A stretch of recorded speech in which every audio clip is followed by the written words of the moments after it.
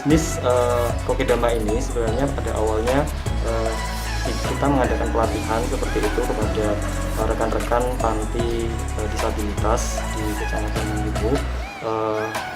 Setelah kita melaksanakan pelatihan di sana, kita mengajak teman-teman penyandang disabilitas untuk memperkenalkan produk Kokedama ini kepada masyarakat melalui stand-stand seperti itu.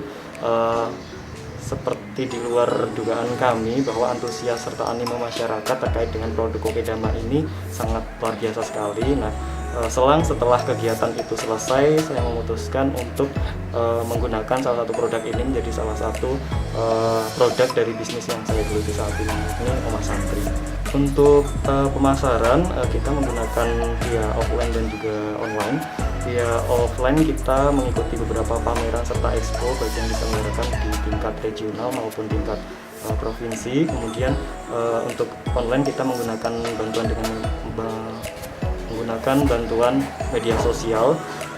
Kemudian untuk jangkauan pemasaran kita sudah sampai paling jauh kita kirim ke Medan kemarin, juga daerah-daerah di Indonesia lain di daerah Pulau Jawa.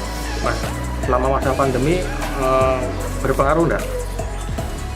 Kebetulan salah satu yang menjadi tren di masa pandemi seperti ini adalah jenis tanaman hias ya. Jadi di tengah pembatasan sosial seperti ini, masyarakat Indonesia ini membutuhkan sebuah kegiatan yang produktif dan juga untuk mengusir rasa penat. Oleh karenanya tanaman hias